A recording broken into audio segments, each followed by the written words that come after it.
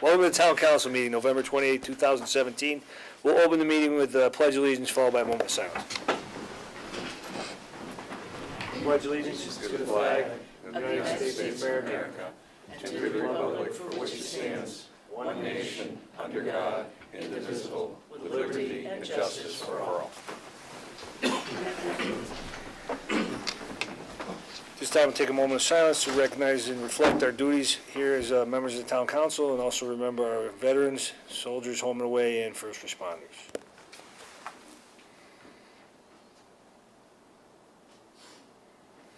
Thank you. In accordance with Mass General laws, we're taping the meeting. Is anybody else taping the meeting? No. Up next, public comments. Chuck Hines. If you can come up, just state your name and address for the record. Hi, my name is Chuck Hines, 5 Revere Street, East Longmeadow, Mass. I'm here today to ask that my property be rezoned to residential commercial so that we may be able to sell our home and leave. I grew up in this town. I went to this school, well, actually, I went here when this was a school. So I came back when my father passed away, couldn't sell the home, and decided to settle down and live here. Unfortunately, due to the circumstances in the neighborhood, it's time for us to leave. So I need, coming to this board, asking what the proper procedure is to go forward and get my land rezoned.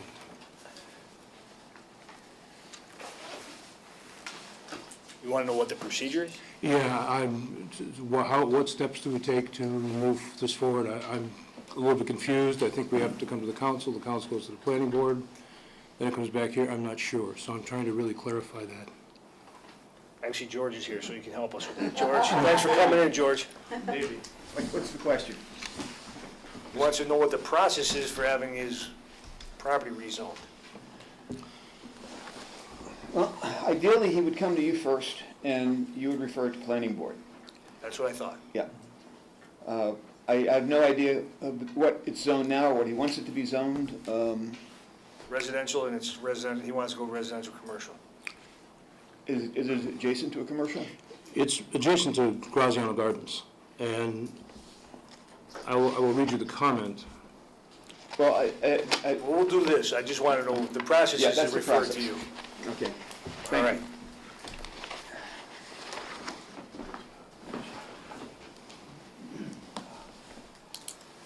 So, I will, Can I make a comment? sure. One of the challenges you're gonna have, because, is, it's gonna be difficult by statute for even the town to zone one piece. So if you're making a zone change on the map, you'd also perhaps have to get your neighbors involved and zone that. Otherwise, it'd be a spot zone. You can either merge in with whatever zone Graziano is, and if my memory serves me, did they get in under farming or They're something? under Res-Com. They have never been classified in any of the documents I have that says that they're a farm. Okay. The permits that were granted to them were for a retail garden center. All the other permits are a retail Christmas shop. Right. And what makes it difficult is that I've got, well, I can read you the statement, and I've heard it since I came back here and put, I don't know, somewhere around 100 grand in there. Pretty much states that your property is located next to a business, you're screwed. I left the other out, but basically that's the summary of what I was told. And when you have 70-foot tractor-trailer trucks driving up a 14-foot wide street, driving over your property, crushing everything, sitting in the road all night long, running, and I've presented video to the town of that, from anywhere from 5 in the morning until 8. And not only does it destroy the value of your home, but it also is a traffic hazard in the town. For years we've fought to get these trucks not to use Revere Street, and they still continually do that. I asked years ago that the street have curbing installed, because you can come off Elm Street coming up Revere Street at 30, 35 miles an hour. It's like an on-ramp. They never did that. And I submitted pictures to the town as well that showed the damage that's been done for years. I mean, so 18 years. We came back here in 1998. So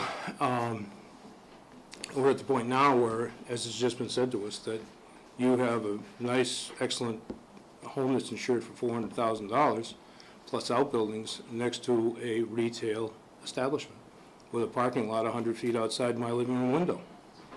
And this time of the year is an absolute disaster between people, trucks, car horns, car alarms.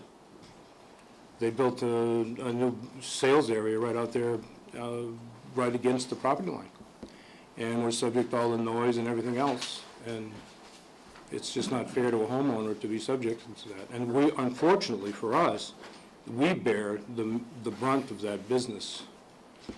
There's other people that on the other side that don't have that. They don't have the trucks, they don't have the noise, they don't have everything that goes with it. So I've been told since day one, you've wasted your money. And we fought for 18 years.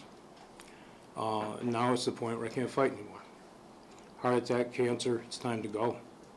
I've lost 19, well, I figure since then, 19 years of my life, I can't fight it anymore. It's time to make it what it is. And I don't ask for 13 documents from the town that I'll need to go forward. If I have to take it to court to resolve this, because I'm not going to throw in my family's home and all the money we've put into that, not to mention the emotional attachment that goes with that property. So I'm asking the board to say, you know, they're ResCom, we're ResCom. They could put a small little tax accounting business there or something, some little innocuous thing that would be comparable to fit that. There's two other companies that have acquired property on Revere Street. They're both being rented out. So I think it's foolish for us to try to, you know, fight or invest any more money in the property. It's time to pick up and leave. I've lost enough of our lives trying to stay there. So, and hopefully, as I've asked for these documents back in October, actually before then, I'm waiting for those 13 documents because I'll need those to go forward. Hopefully, we can work within the town to make it not a court issue, that this was granted to the Grazianos, it should be granted to us. We've been there since 1955. I moved out when I was 23 when I got married, but I came back when my father passed away and brought my family with me and redid the whole home. So, and there's pictures on our website that show the house going way back, so that you can see the history of what was and what is, and you can also see the damage that's done on a perpetual basis. And it's cost thousands and thousands of dollars to fix, not to mention hundreds of hours of my own time to fix it. So, Quick question. So do we have to have a formal agenda item to refer this back to the planning board, or can we just send We this to the refer it, I planning think board? we can just refer it now, so that's fine with me. Doesn't that seem like the best thing to do is Yes. moving forward? Yeah, you did the right thing by coming in, addressing the council, and we're referring you, I believe the consensus is for you to make an appointment with the planning board. We'll refer it back to them for, to start the process. We have to vote on. Yeah. So I'll entertain a motion to refer the request to the planning board. Second? Moved and seconded. Any further discussion? Yeah, the only thing I'd like, just to be sure, and again, my memory isn't perfect, is Graziano's commercial zone Yes. at this point, or is Yes. it under a farm It's not exemption? farming anymore, it's commercial. It is a it's commercial commercial. zone? Okay. It's- I know that because I looked into it when we started talking about Oh, that okay, situation, all right. so. Yeah, it's commercial, and like I said, how do you sell a property with a huge parking like that, 100 feet outside your living room window? All right. The noise and everything else is just, you know, people know, I mean, they don't do this deliberately, they're shopping, especially Christmas tree, it's this time of the year. But if you go up there and you go by a house, it looks like a circus. And the people on the other side of the street, on Maynard, they're not Yeah, if you're not affected very by that, there's a receptive, right. sufficient buffer. But we've never had the 25-foot wooded buffer that we were entitled to. We have 6-foot stockade, 6-foot chain link fence with top of 3 rows of barbed wire. You know, and the real estate agent looks at that and says, yeah, how do you sell a house with chain link fence with 3 rows of barbed wire in a residential neighborhood? So, Anything else, Tom? No, just basically, as you understand, this is just referring to the planning board Right. If the planning board makes a determination after public hearings, then it would come back to us. So this doesn't necessarily mean we've endorsed it, it just means Right. we're looking for their input. Okay. That's clear? Okay. And what would be the time frame to kind of get on the, I know there's a waiting list to get on the planning board's If you come agenda. and see the planner, he will help you with that. Okay, and He's here then on Monday and Wednesday Okay. from 8 to noon, 8 to noon, Monday. but he'll help you with the process. Cool, excellent. Okay? So all in favor? Aye. Thank you. Thank you.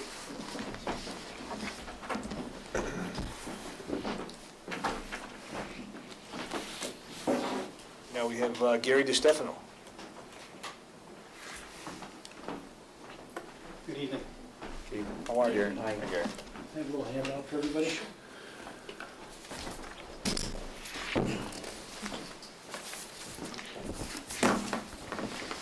I'd just like to start, I want to thank the council for hearing me tonight.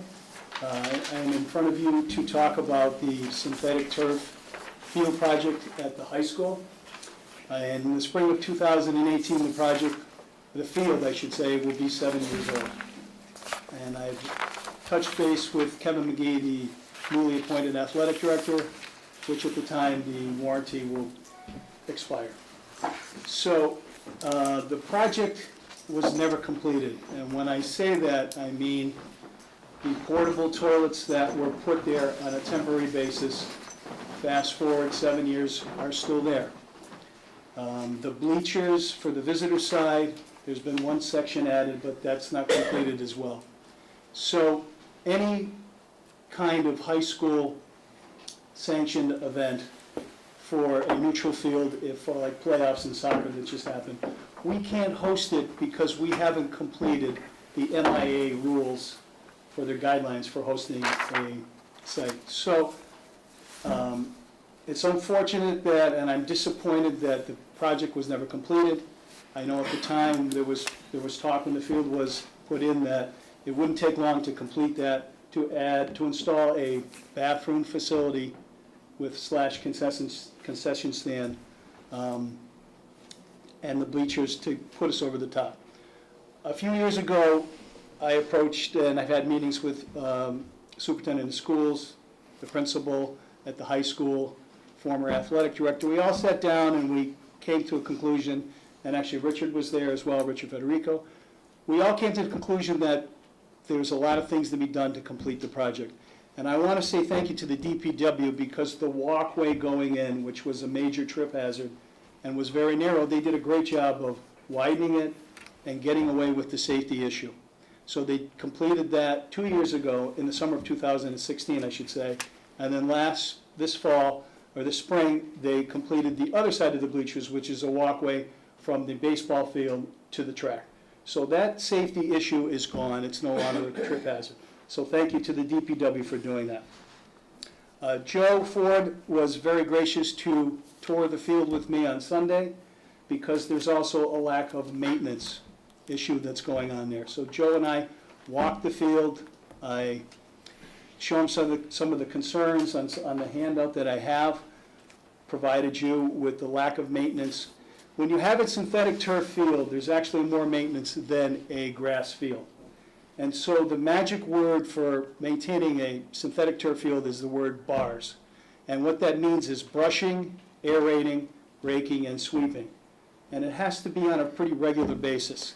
And for the purpose of that is to allow the fibers to raise up. If we need to install more filler beads, we're supposed to do that. And anytime you do maintenance on a synthetic turf field, you should have a maintenance log of who did it, when you did it, so we can keep on track of it. And all of this is for the safety of the people that play on it, for the kids that play on it.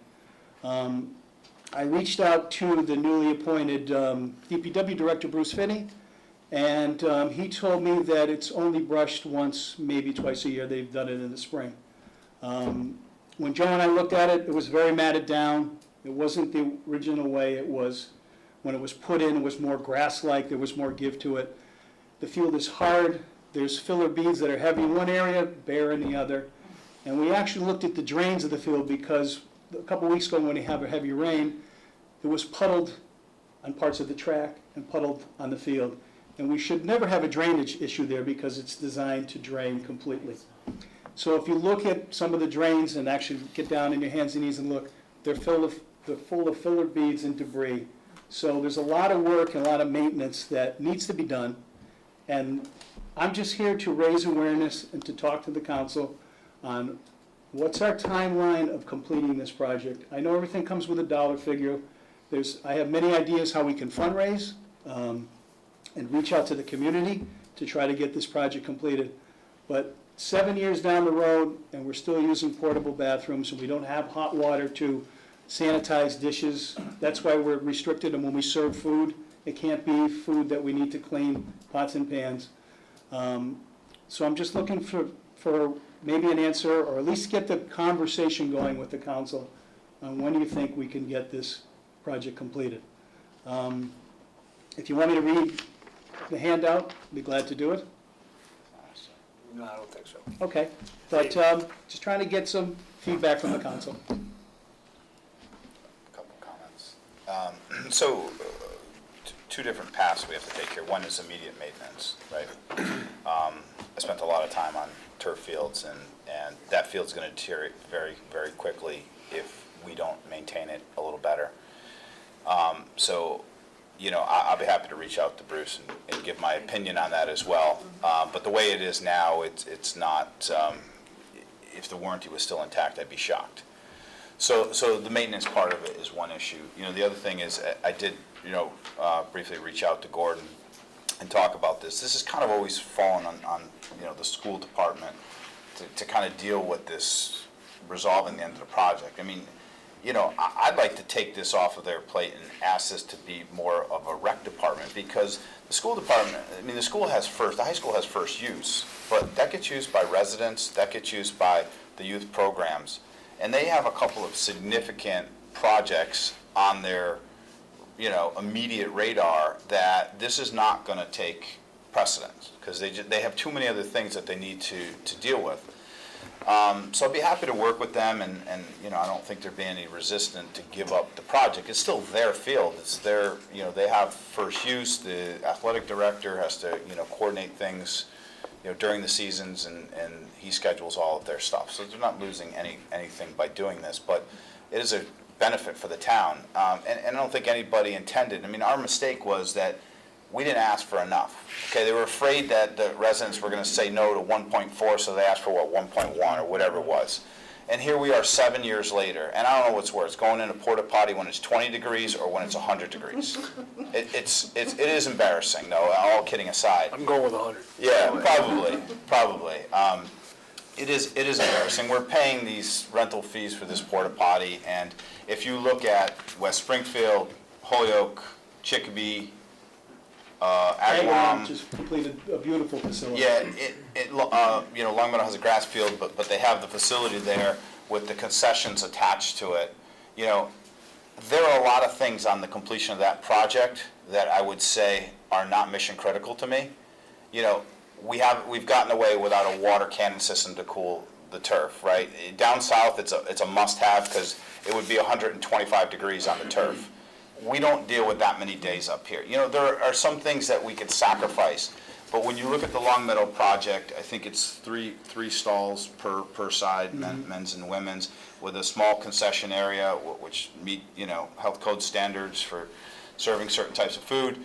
It was about a little over 100,000. 100,000, and they did the engraved bricks on the outside, so it generated almost $40,000. Right, through private fundraising, they sold some bricks, so the net was more like 60. I don't have the exact numbers, and I'm happy to reach out to our neighbor. The point being that to just have these shacks that are useless really to us, and to rent porta potties for the rest of. And on top of it, they're not used by everybody because they're restricted by certain organizations. Yes. You only have one, and this one doesn't have it, which I know because field hockey Yes. can only use it for this because somebody else used it. That was their shack, and they can only have it. Yeah. Right. And I'd like to see the high school generate a little more revenue off of it. I think they've been very generous to let the individual sports do it, but other towns kind of have it set up a little differently. But that's down the road. The point is that there's no reason with the investment that we have there why we, after 7 years, we can't find a way, because, and Gordon, kind of brought me up to speed. I believe they brought the conduit for electrical, there's the plumbing, which is a hose like out there. I think they kind of prepped it for the completion of the project, and then the other thing would be to tie into the sewer, which is a pretty long run, but it's not like that parking lot's brand new. That parking lot's in really bad shape. So, having said that, whatever may happen in the future with the high school, which I'm not, I have no idea, that field is not intended to be touched. So it's not like it's a waste of money to build a bathroom with a small concession stand. So are you saying you mentioned 1.1 million versus 1.4, which would be $300,000 project, and then you said something about 60,000. Yeah, no, sorry, so to complete the whole project, which With is the water visitors, mains, it's bleachers. putting, yeah. So there's some things that, we'll have to prioritize what's most important. I think the bathrooms are most important, I would say. So, how much does that cost? If we can peel that part of the project out, look at what it might take. So my suggestion would be to Numbers. skip a meeting, come back at the beginning of the first January meeting. I'll have some time to, sit down with Gordon or go meet with the school committee. Rich, I know you're here today, but, to talk to them about who owns the project, right? Who should own the project, and how do we bring it to completion and make a nice facility for people to use? We could probably get a little more rental out of that facility, and then maybe, generate some money and stop renting porta potties. Gary, in addition to having a field house with bathrooms, is the stadium seating an issue for MIAA? We'd have to upgrade that as well in order to be tournament eligible for being a host, wouldn't it? Kathleen, I believe it's just the visitor side we need to Right, complete. the other side, the home And side. which is, fine. we've added one section, we're really close to finishing that other Just part. a little point of clarification, we have hosted, and I believe we can. So I don't know what level we can host to, but we've hosted. Rich, do you know the answer to that? Do you mind coming up? I'm sorry. It kind of mixed feelings with what Stefano was saying. He's quite effective in what he's saying. And the reason I remember vividly that we hosted a lot of that tournament games this fall is I was the only school committee to vote against it because of Mr. Stefano's reasoning about the bathrooms and the visitor side. So we hosted both field hockey and soccer tournament games this past fall for the MIAA. Well, that's great to know. But as I say, to support Mr. Stefano, I voted against it because of the very reasoning right here. The visitor side bleachers are really small, and secondly, you don't have the typical concession stands in public restrooms that we should have for a tournament game. Yeah, thank you. For our own games. Yeah. Well, for our own games, never mind a tournament game. Yeah. So I'm happy to own this one and get a little more information and go talk to the school committee, figure out really who's gonna own it. It's, we can explore it. It would We're be not committing to capital- anything. It would be a capital project for sure. Absolutely, we're coming up on budget How we- season, yeah. so it's good timing. I appreciate, Well, your there is- passion. I know there are a lot of people out there, like Gary, I know how involved he's been in youth sports and high school sports, that it's a constant issue for them. That field gets a lot of use, and it's been an issue, and there are people that would step forward and help and do a little private fundraising, which would soften the blow a bit. But yeah, there's a lot of people out there that would like to see this done. So. Question, do we allow, or can we allow advertising similar to that park outside of Forest Park, the baseball field there? Or is that just something we just don't do? No. We've never, Yeah. yeah. School committee. It's been Yeah, denied. School it's- committee policy, okay. But it's also a youth sport policy too. I know that And a planning years board. ago, It's across the board. yeah, somebody, It's a sign approval type thing. yeah, somebody wanted to Got it. put a sign up in one of the baseball fields to do some improvements and I mean, it was just. Bringing in food trucks too, maybe it could make it. No, we just determined it was not necessary, and frankly, it was like, we're not gonna, who do we endorse, who do we not endorse? I mean, who do we allow advertising, who don't we to? We don't get involved in that, it's youth sports, so I know in the high school, they had a similar, issue with that, so. Yeah. So if that's good, I'll work with Gary and we'll come back in early January. Make sense? Works for me. Capital's being done now, so it would be a next year project? Yes. Okay. Well, Then it's by the something time we we get can, the the Right. estimates Well, there and are all some of things on that. here that could probably be done anyway. I mean, you can clean the Yeah. drains out without. Well, Yeah. the no, maintenance the maintenance is a needs- separate the issue. immediate Yeah, maintenance, That that all. that really needs to be addressed. If they don't put pellets on that thing is gonna get torn up. Right. It's sitting like, You're gonna have it's supposed to sit injuries. like grass, it's sitting like AstroTurf. It's completely matted down, it's in waves, And like just Gary let the said. council Yeah. know, I gave Joe a printout, he has Yeah, I have it, it. of the maintenance guidelines, that I've reached out to other surrounding communities. And so, To me, I think the maintenance part of it, I mean, is this a bigger part of it than, I mean, obviously the project for the bathrooms is more A longer expensive term or whatever, plan. more Yeah. long-term project, but immediately, we paid all that money for it, we should be keeping it up. Was that a To function stay. of capital, It was. the maintenance? No, not the Oh, no, no, maintenance. So that's where I'm going with that, Yeah, so the function of. capital's not blocking the maintenance function. No. Well, that's my Of point. taking care of what we already It's like the know. drain, and Well- all that stuff can be fixed. I'm not sure that there's enough allocated for the maintenance budget. I mean, that's probably part of it, so we have to look, and Bruce just stepped in, so he's probably getting up to speed Yeah. and whatnot. So I think I can work through Denise There's a with couple of. a couple yeah, suggestions there. pieces there. And the equipment to fluff it up, and so, that's equipment we own, or is it equipment we rent? We might have some, I'm not sure to the extent, that's why, we probably should talk to We'll Bruce. figure it out, Okay. yeah. and Kevin, I worked for the town of Long Meadow. I've worked there for 39 years, taking care of their athletic facilities. That's right. I'm more than happy to help with my experience and work with you, so we can come together and just complete this, whether it's the maintenance of the field. Well, I think it all should get done, I mean, I think It that should all be probably the done. whole thing should get done, but I mean, obviously the maintenance, if we're spending $1 million on Could be a whatever five-year piece of plan or a equipment three-year it is, plan. we should be maintaining it. Right. Right? Whether it's a field, a fire truck, doesn't really matter, if we're spending that kind of money, we should do the upkeep. That's right. Right, I mean, obviously, that's what we spent the money for, Correct. And it Yeah. can be phased out, right? yeah. So we're gonna have to make a decision in the spring, because according to Kevin McGee, the warranty will be void, but still intact, so it'll expire, so then there's a decision, What we do on what next, we're gonna do, so what's the next step? So I'll be glad to work with y'all be great, and come together and get some things immediately done if we can, so. that'd be awesome, Thanks, Gary. thank you very much. All right, thank you for hearing me. Thank you.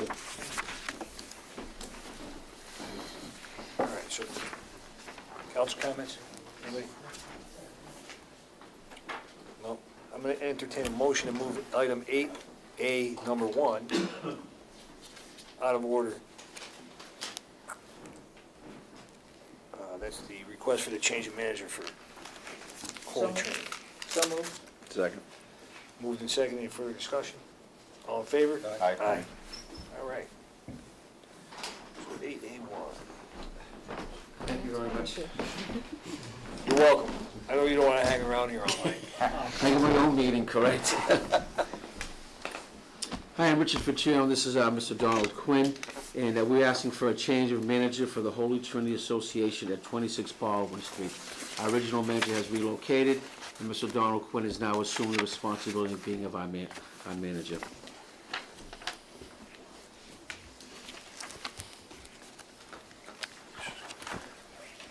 Anybody got any questions? Yep. No, all right, I'll entertain a motion to approve the change of manager for Holy Trinity Home Association, 26 Baldwin Street, to Donald Quinn. So moved. Second? Moved and seconded, any further discussion? All in favor? Aye. I may have 10 more seconds of your time. I just wanted to know how much Do we have to we count down? appreciate being in the town. Mr. Quinn and I were discussing before the meeting how much we've given back to the town in charity.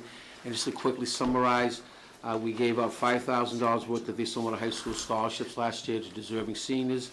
We gave $3,000 to St. Michael's Church in the outreach program for needy families, and we gave $2,000 to senior citizens in the form of $25 gift certificates from Stop and Shop. So just let you know that we do appreciate being in town, and we do give back to the town.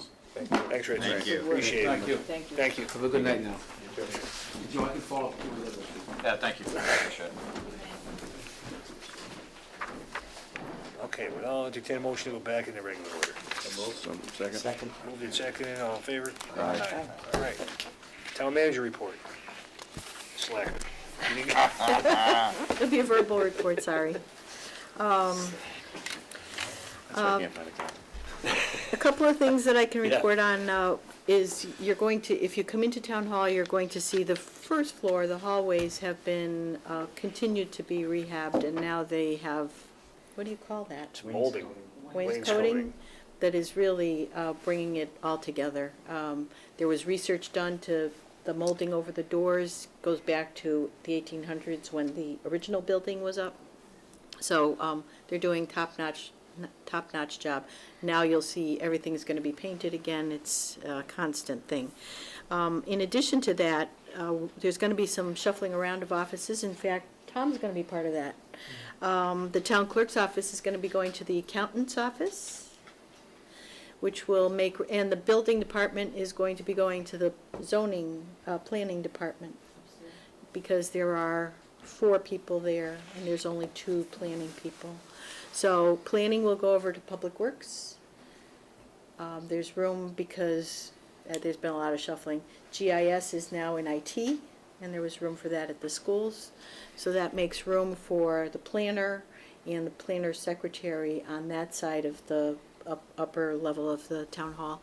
The building department has a secretary, the inspector, the commissioner, and 2, sometimes 3 part-time inspectors there. So that space will be a little better utilized.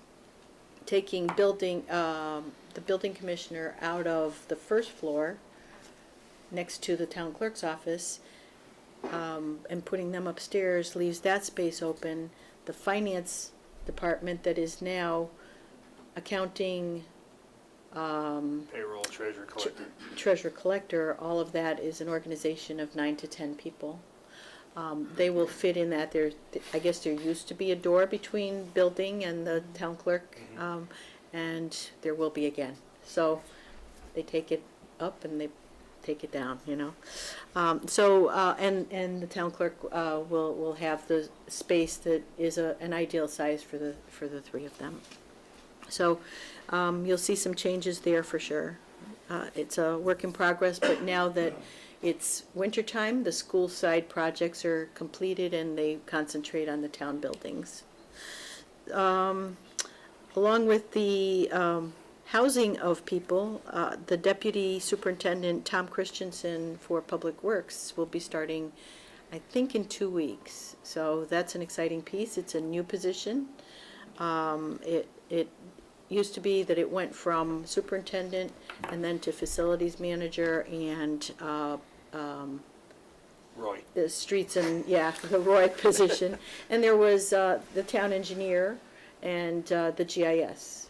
And the GIS kind of touches a lot of different departments, so it was more logical to put that under IT. We did some research as to where it was in other towns. That's where it's going to go. In doing some thinking about how now was the time to reorg, we got a deputy superintendent that has an engineering degree, so he can do the little day-to-day stuff that needs to be done. Not a full-time town engineer, which we really didn't seem to be utilizing to the degree that we needed to. So I think the reorganization of the positions will be a more logical use of the people in the space.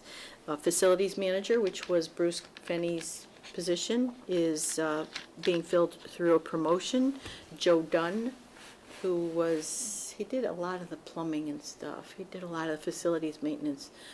So he's going to be the new facilities manager. So that'll be a good renewal for him as well. The DEP is looking at more stringent regulations, and I'm just telling you now, I'm sure it's a long process, and they're just beginning the process, but more stringent regulations translates to more costly regulations for us. So I would think water, sewer will have more costly regulations coming our way. Capital projects are in for this year. I have not had a chance to look at them. Sarah and I will be looking at them to go over what we've got. It's unfortunate that we didn't get that other, that other one. I'm wondering if we can do it as a joint school and recreation kind of project. And if there is some fundraising that can be done, that's one of the sources of funding. So we probably can chip away at it and get it done. I don't think that's a problem. Since we don't have a recreation director right now anyway, it's kind of hard to have her starting to do that kind of stuff. But When does she start? it might be next week. We have a lot of people starting I think she might be next week. She sold her house in Indianapolis in like a week's time. Really? So she was ready to roll, so that was Guess good. so. I have a field trip planned, and I won't take a lot of thunder away from the veterans here, but we're going on a field trip on Thursday to see some other memorials, and I know somebody that actually is just putting the final touches on one, so he knows the process from coming to me back in my old town to how they fundraised. He's very excited to meet with them and share his experience so that maybe he can help them along. So that'll be great. What else? Unico has a Christmas dinner this Friday night, and Carolyn said there's still room, and if any of you would be interested in going, to let me know. That's all I have. All right.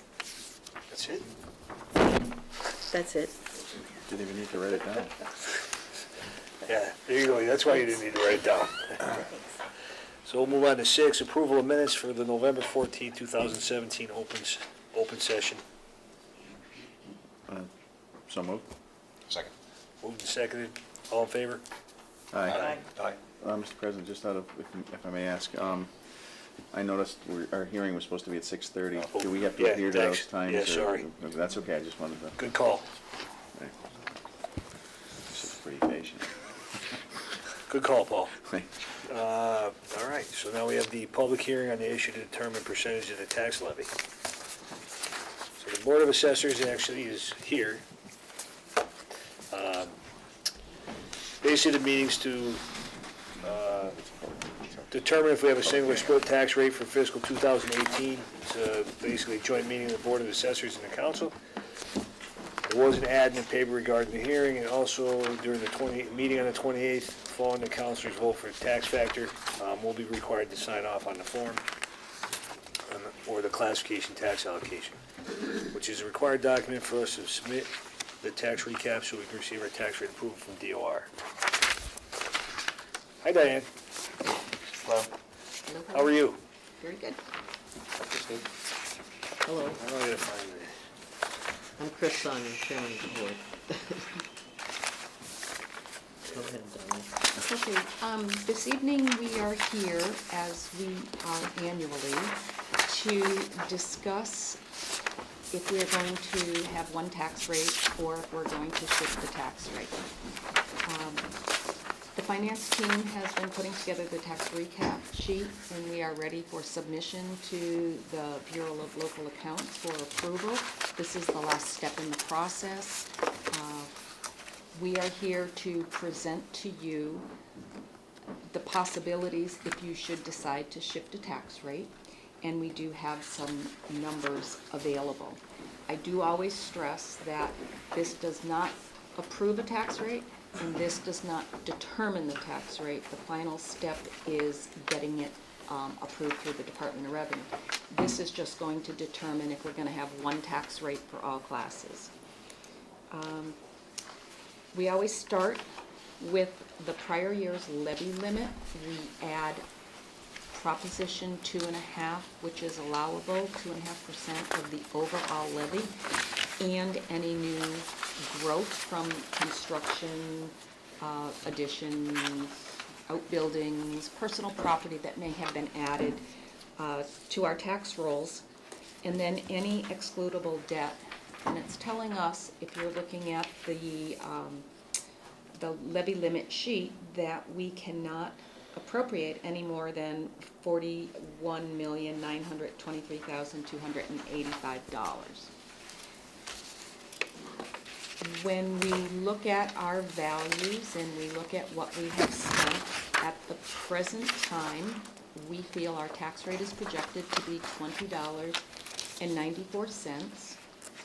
If we have a tax rate one tax rate for all.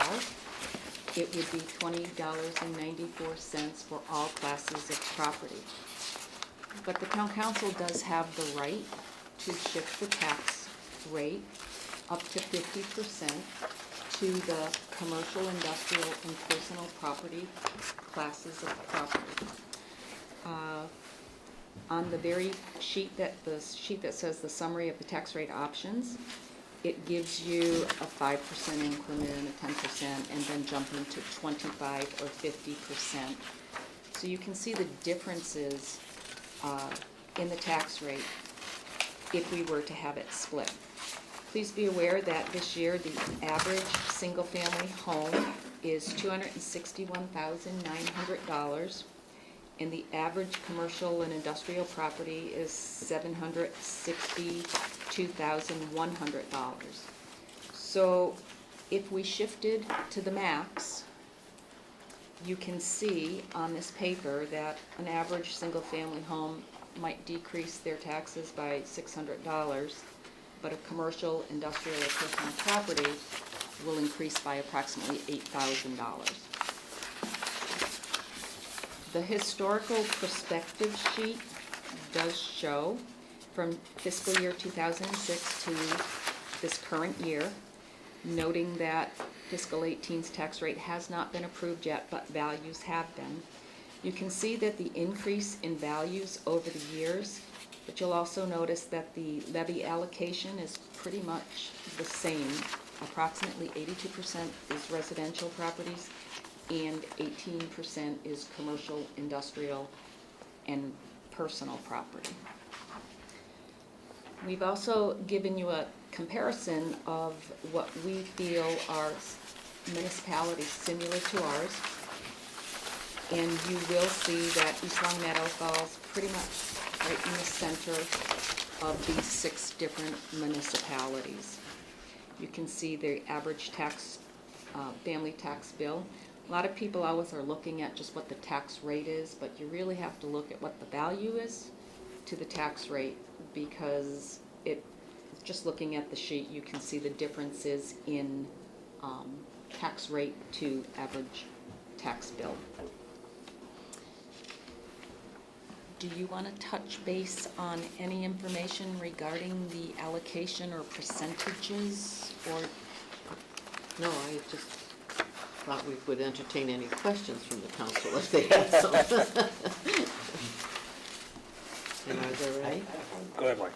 I was just curious, you mentioned 80% residential and about 18% commercial. Has that changed over the last year at all? No, it hasn't. Pretty much remained the same? Yes, the past 3 years, it's been an 82 to 18 difference. And generally, the rule of thumb, the benchmark is that when your commercial industrial properties are reaching close to 25%, then you might want to consider a shift. But with these numbers, and because we've had so much residential growth in the town, they've been pretty steady, and the numbers speak for themselves. It's not a matter of being pro-business or pro-residential. It's not, when the numbers are 82 to 18, it's just not a good idea to shift. It's not a recommended list. I mean, what we did last year seemed to work very well, and the numbers haven't changed, so No. I think you understand where I'm coming from. Yeah, well, we had the revaluation this year. The total valuation only went up 2.2%. So there wasn't a great deal of change in the values. Within the classes, there are changes. The residential was about a 2% increase. However, our commercial individually saw between 3 and 8, the average being about 4%. So, but overall, for the town, it ended up being 2.2. Thank you. Welcome. Thank you. Anybody else? Yeah, I'm delighted with the forecast, honestly, because I thought we'd be going past our 2016 fiscal year number of 2112 with the new fire truck and so forth, but to keep it at the pre-2016 number, because we did drop it last year, what, 4%? If we can hold it at under $21, that's pretty good, and still be able to provide the services and even improve the services with adding a third grade school teacher, as well as, getting this plan to get this brand-new fire truck that the town really needs. Well, one of the things that I would call to your attention is that we garnered about $428,000 in new levy growth for the town, which means a taxable amount that can be added to a levy limit. When the budget was constructed, they only used an estimate of $250,000, so we brought in a little bit more money for you guys to spend.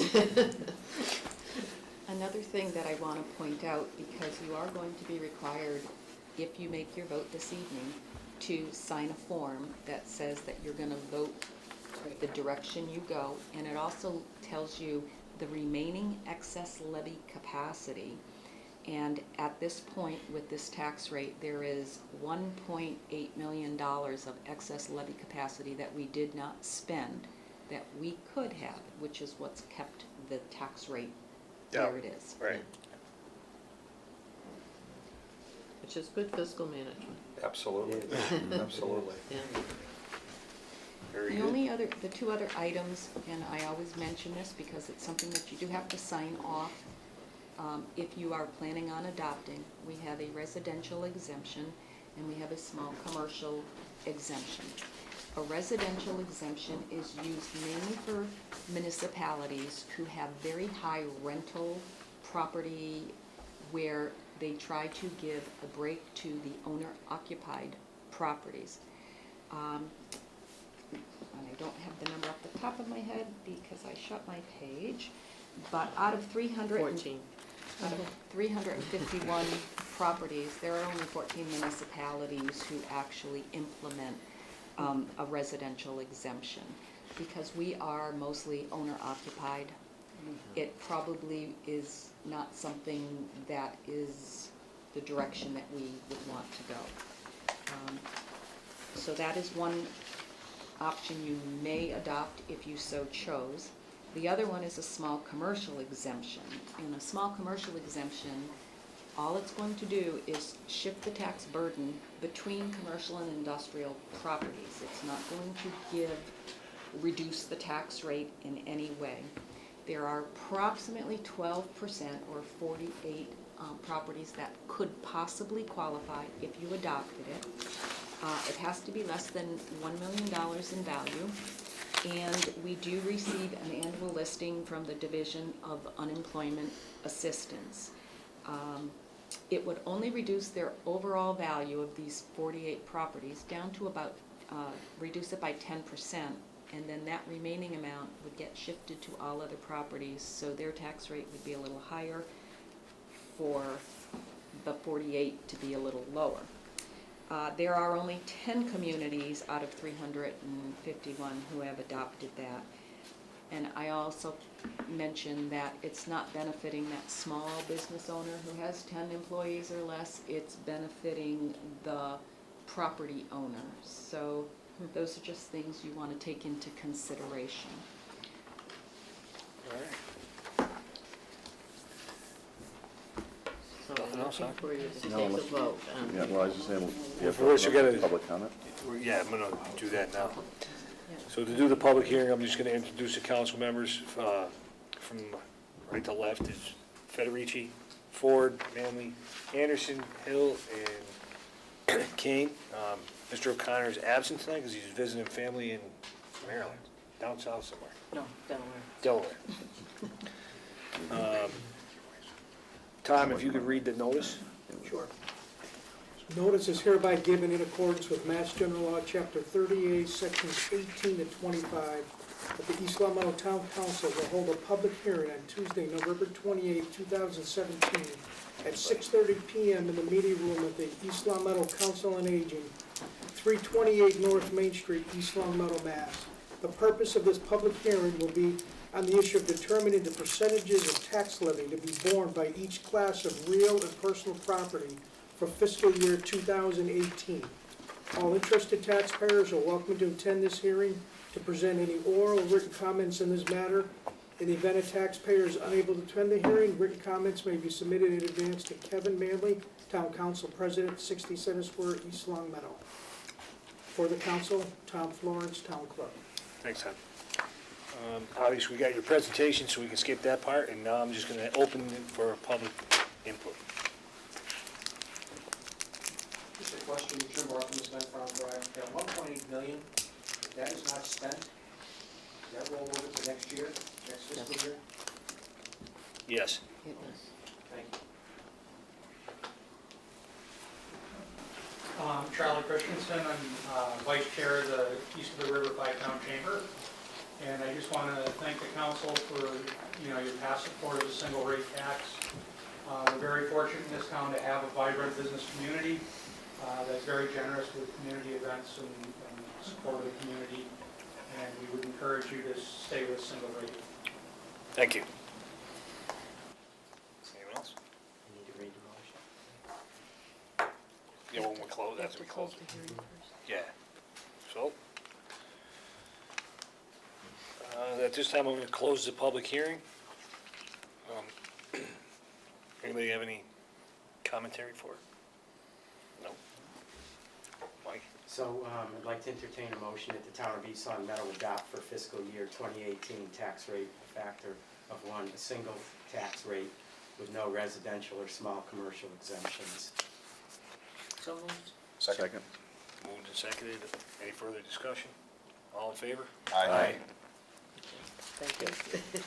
Nice work, thank you very much. You'll get this in the morning? Okay, thank you.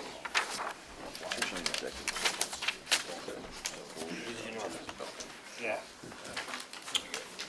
What's our next one? 6:45. Yeah, Oh, everything else. For that one. I guess. You want me to leave it here? Tom, you'll have to- Moving on to our next public hearing. The reason for this meeting is to hold a public hearing to address applications for a new retail alcoholic beverage license to sell wines and malt beverages for AMG Retail, LLC, 227 Shaker Road. Council members are Federici, Ford, Manley, Anderson, Hill, and Kane. It's a public hearing. I'll open the meeting to the public. Tom, you want to read the notice?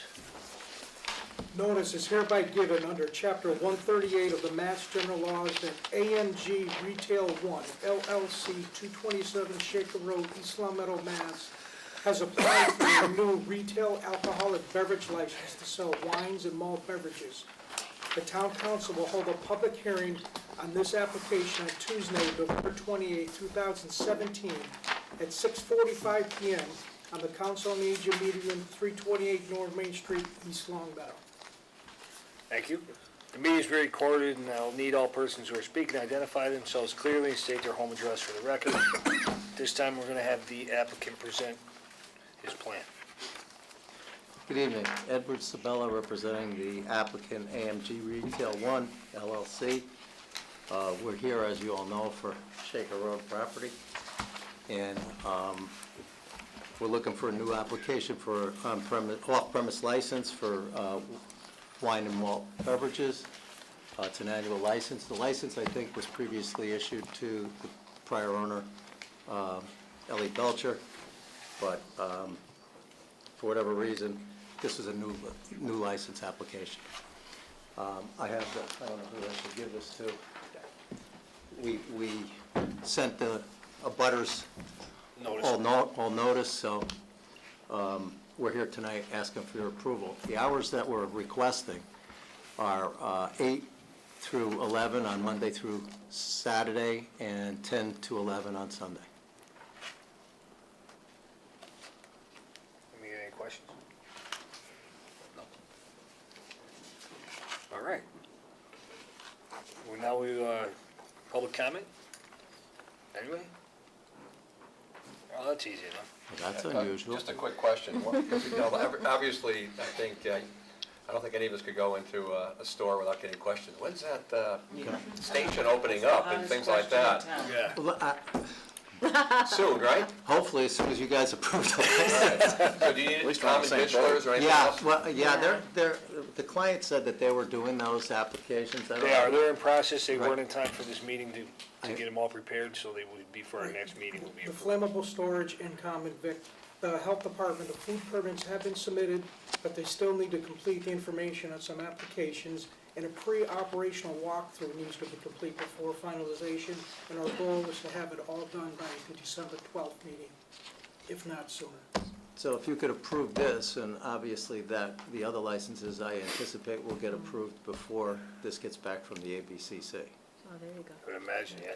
And this business, is it basically, it's obviously not a Cumberland Farms, but it's going to be that type of product in Correct. there? Is there going to any other businesses within the business I don't, anticipate at as this of point? right now, no. And the closest one of this type of business in this area, is it down in New York, or is there? I don't, that's a good question, I don't know. I'm just curious, people are just asking, I said, oh, is that going to be a Cumbies? I said, I don't think so. No, The it's Shell not gonna be Gas. it's definitely not gonna be a Cumberland Farms. Okay. And as a matter of fact, they're not, we originally had said that it was gonna be a Shell station, and so if you get, but, Oh, we see the signs and everything. so, they're not sure, so if the license can just be issued in the name of the applicant without a DBA, we'd appreciate that, if that's possible. I think it has. Applicant's fine. All right.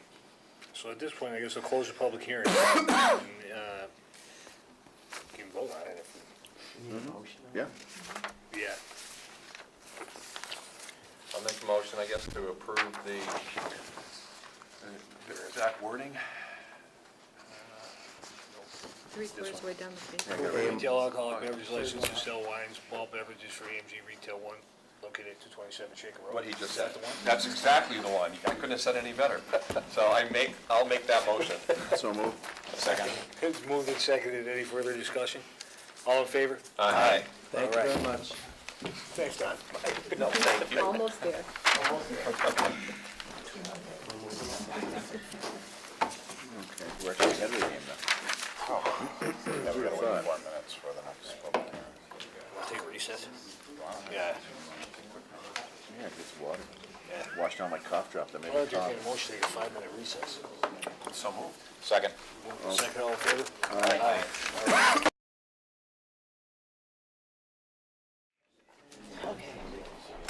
There we go. All right, we'll get back to our meeting here. So now we have the public hearing, or the reason for the continuation, it's a continuation of a public hearing to read the new proposed bylaw for a second time per Article 2, Section 6 of the Charter to address and approve the proposal by the planning board for a new bylaw prohibiting the use, growth, cultivation, manufacture, and/or sale of marijuana for recreational use in the town of East Long Meadow. Council members are Federici, Ford, Manley, Anderson, Hill, and Kane. Tom, can you read the notice into the record? Yes, sir. The East Long Meadow Town Council will hold a continuation of a public hearing on November 28th, 2017 at 7 p.m. in the media room of the Council on Aging located at 328 North Main Street to address a proposal for a new bylaw prohibiting the use, growth, and/or sale of marijuana for recreational use in the town. Information related to this application is on file with the town clerk and the planning board and available for review by the public. For the council, Thomas Florence, town clerk. Thanks, Tom. George, welcome.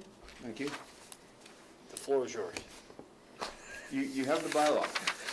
Basically, this planning board felt that this reflects what the town wants, based on the vote that was held in town, and based on the fact that we had no opposition to the proposed bylaw when we held our hearing. That was it, no, none? No, none. We had several people show up and say they liked it. No opposition, that's good. That's perfect. They like marijuana or they like the bylaw? Yes. I will say we had two stragglers show up here after our last meeting that were very interested in the bylaw meeting and whether we had cookies in here too. So but, all right, thanks. You have to read this in for a second. Yeah, you gotta read it, Mike, so if you can read the, If I don't put anybody to sleep, I'll be happy to. Okay, definitions: manufacture to compound, blend, extract, infuse, or otherwise make or prepare a marijuana product.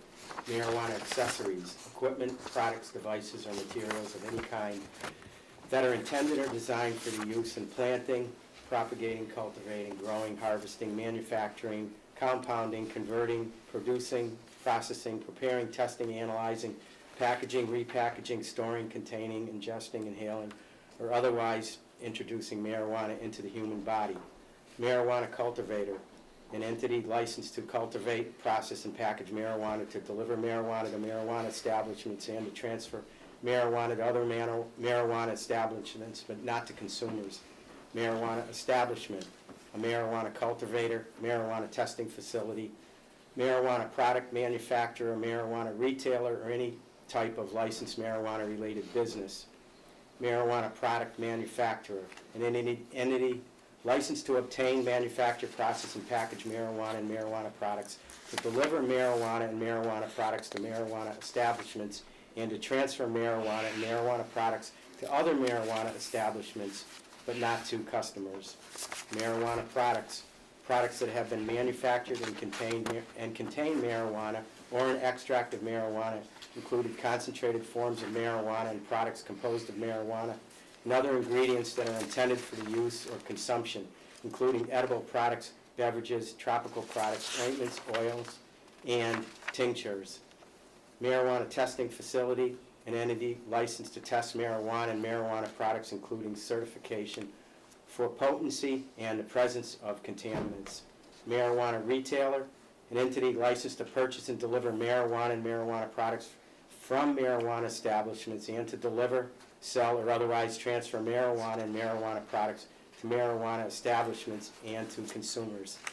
I also have a 2-page document, we'll refer to that as Exhibit 3-A, that will be on notice rather than reading this into the record. Thanks, Mike. You're welcome. So at this time, I'll open the hearing for public input. All right, don't all talk at once.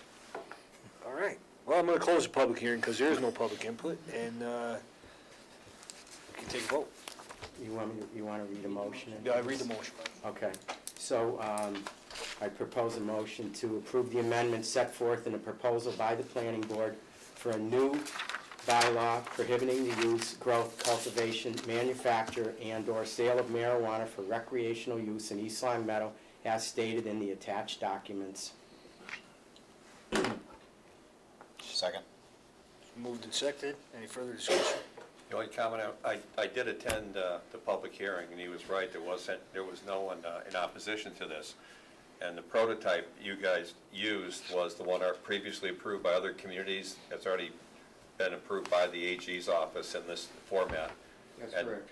And the other comment that I thought the public or viewers want to know is those that want to use legal marijuana within their residence under the new laws that's being created is still allowed. This does not allow residents not to have up to the maximum number of plants in their house and to be able to consume the product under the statute. That's correct as well, right? That's correct. All in favor? Aye. All right. If I might add just one final comment, where our new temporary planner has pointed out that the zoning bylaw is a use bylaw, okay? And anyone who violates that bylaw is basically dealt with by the building inspector. He recommends that the council think about putting in a general bylaw to back up the zoning bylaw, so that you would have that under the police department, not under the building inspector. It's just a thought. Yeah. You might want to consider that going For forward. for this particular bylaw? Yeah. Because zoning just deals with uses, and Right. if the use is not being done properly, then the building inspector issues a ticket, basically. That may not be enough if you really want to enforce this. Thanks, George. Thank you. Appreciate it. So I guess basically the building inspectors want us to weed out the people who are not.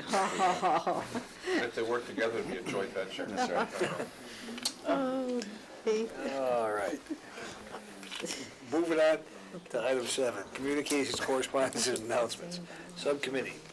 Don, you're up with your immediate. Nothing new. We're going to probably try to hold a meeting in January. As I mentioned, I've been attending the last couple of planning board meetings, and after the meetings, talking to some of the residents, just asking them how they heard about this, and I was encouraged that, one even put it on record, that they read about it on Facebook, and they were happy to be able to read in this particular case, it was about adult businesses, and was able to read the synopsis or the the proposed language on that. And I talked to others, and I was pleasantly surprised the number of people, because I was commenting how few people generally show up to our meetings. It's rare, and I'm glad Mr. Tian's here, but it's rare to have the media showing up of late. And I saw people at the supermarket and after the meetings and said, "Oh, we watch you on YouTube. We watch you on LCAT." So I think part of the greater picture is trying to come up with a strategy that's going to incorporate where the people are seeing us. Because the other part that's still frustrating is this amazing 911 program that we have and how few people know about that. So I think I'm going to try to work with the committee, the subcommittee, to try to come up and use that as a test as we move forward, of trying to see if we can measure the number of, I'll talk to Ryan Quimby, to measure the number of people already presently subscribing to this program, and see if we can put some ideas together and see if we can again, move the needle to have more people sign up, and then use that strategy toward other worthy causes as well. So that's about it.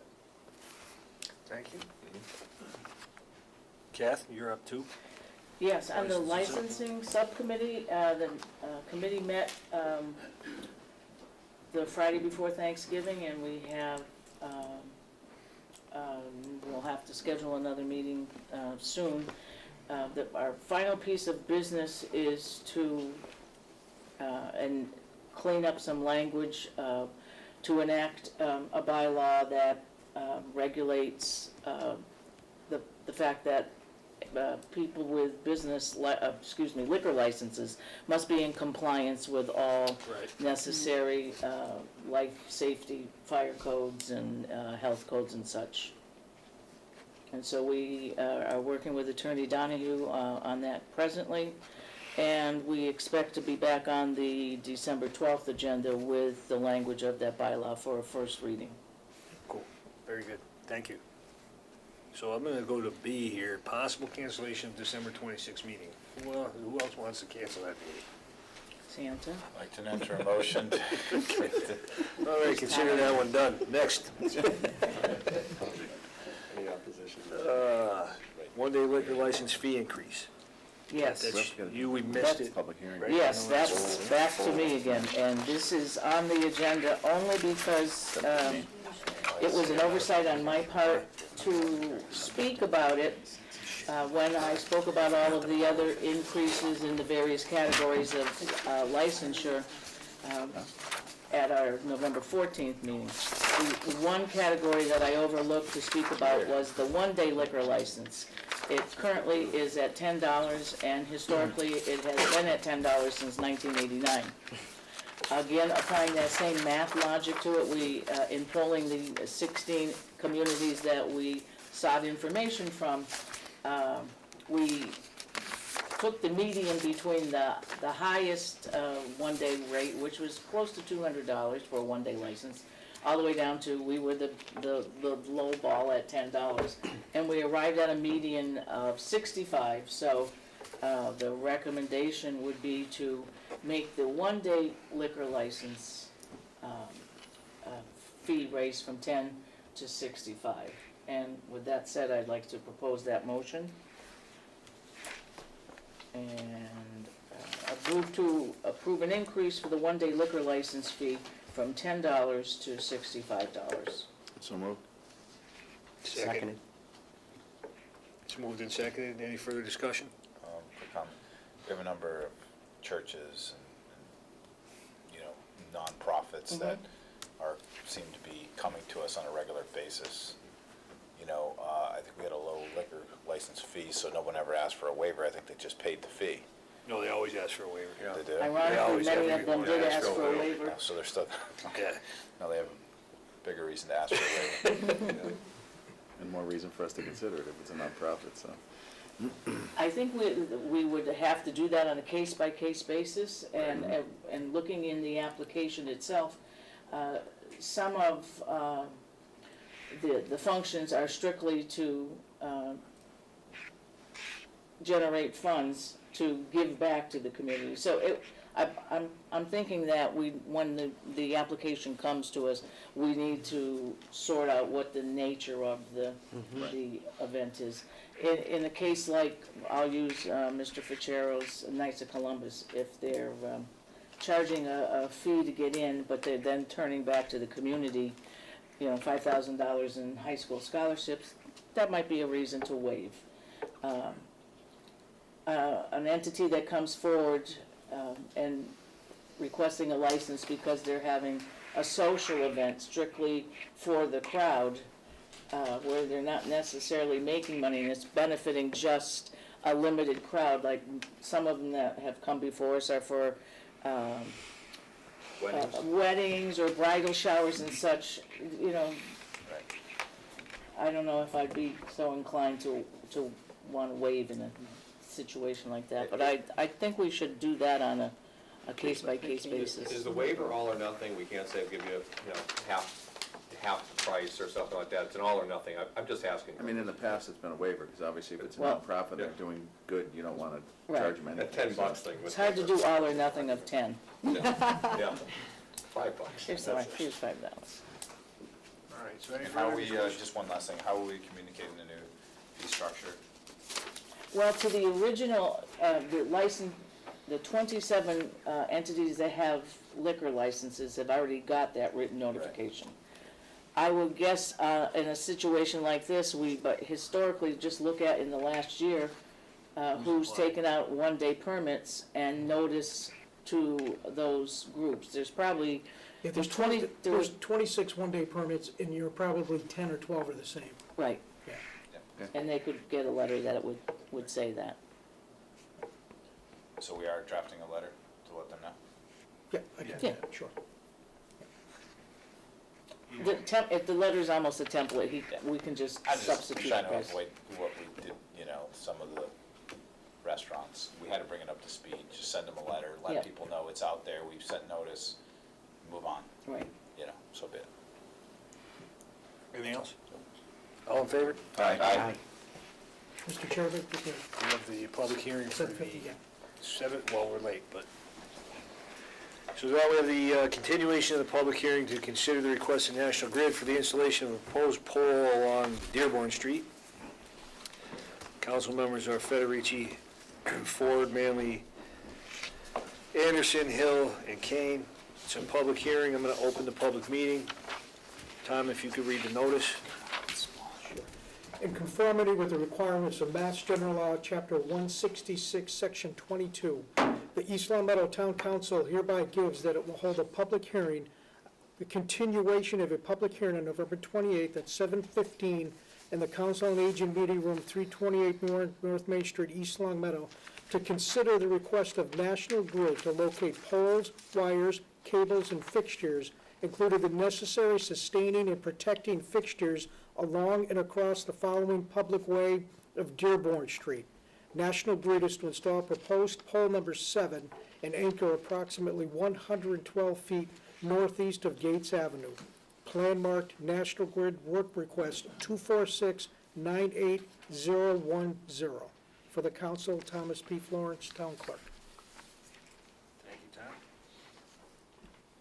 Hi, Mandy Patton, National Grid, 134 Palmer Road, Munson. Thank you. Have you come to any agreement with the abutters that were here last time?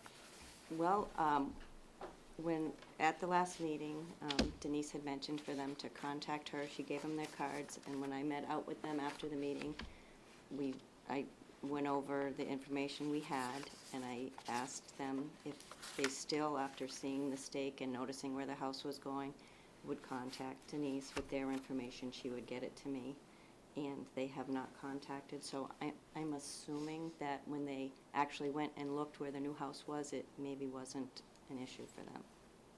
Fair enough. Okay.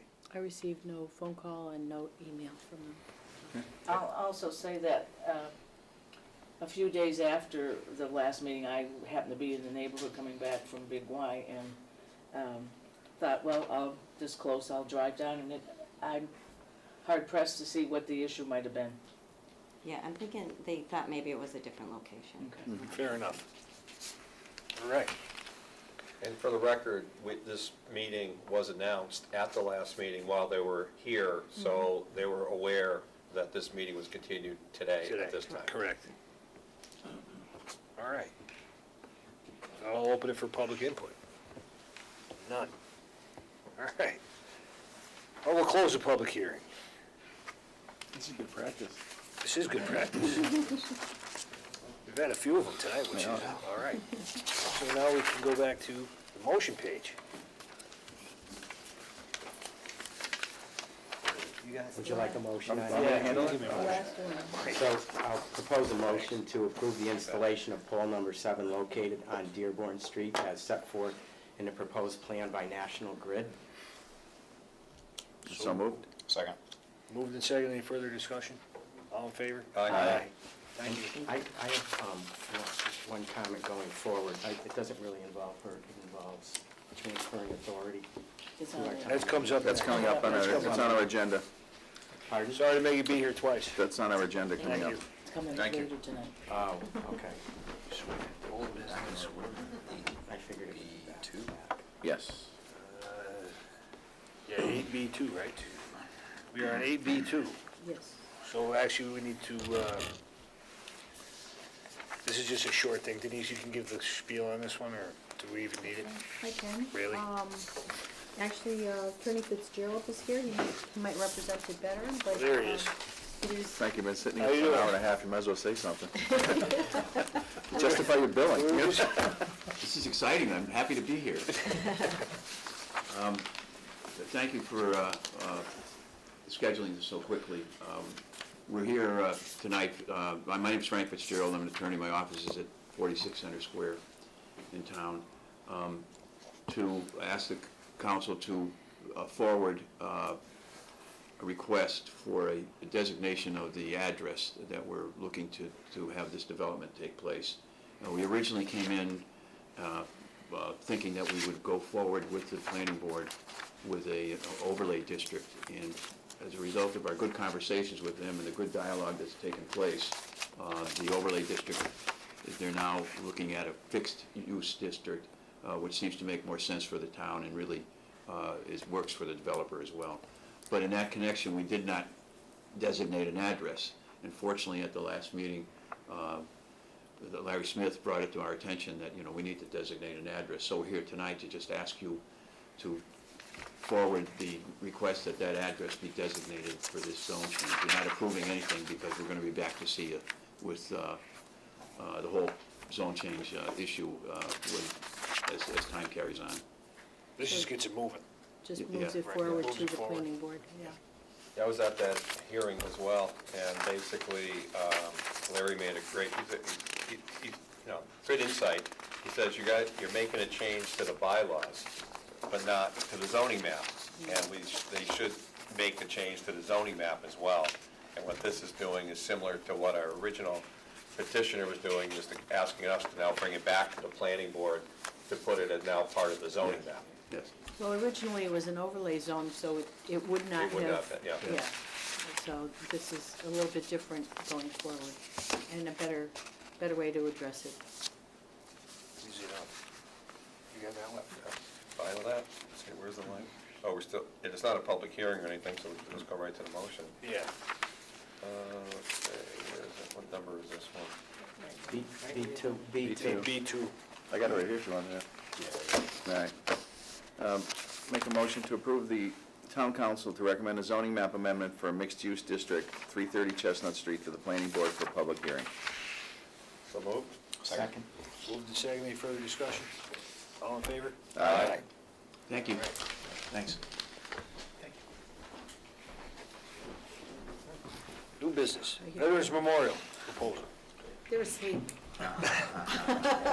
Wait up, guys. I know you're riveted by the public hearings and everything. That's all right.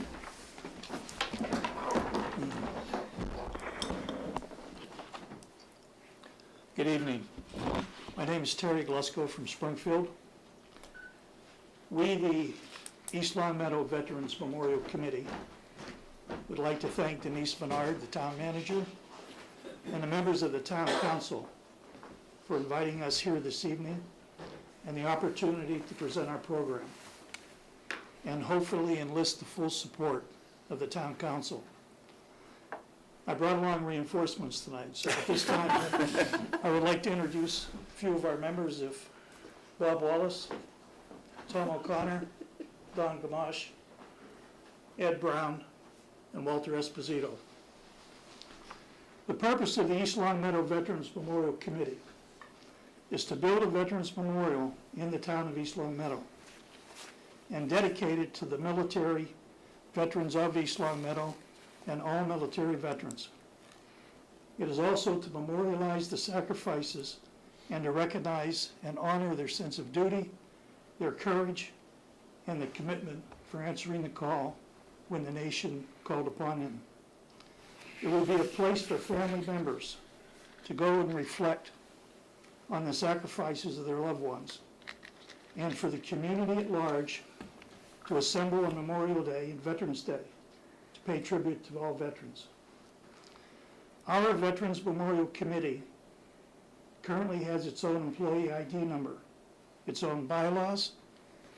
We have established a checking and savings account and currently is in the process of filing for the tax-exempt status under the name of the East Long Meadow Veterans Memorial Fund.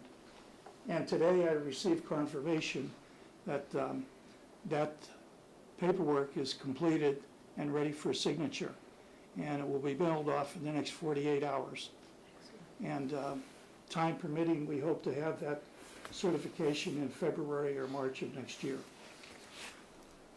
Our fundraising efforts will consist of barbecues, dinners, potluck meals, selling patriotic merchandise such as t-shirts and hats, walkathons, bake sales, yard sales, and also selling bricks with personal veteran inscriptions. The specific site we have chose or have in mind for this memorial is in front of the East Long Meadow Senior Center, 328 North Main Street. And we chose this location because of its strategic location in terms of high visibility, ample parking, and it is the ideal facility for both indoor and outdoor fundraising events.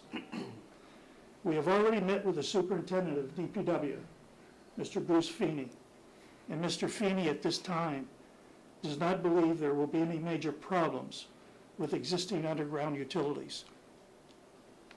He believes all sewer, water, and electric conduits come in from the side of the building.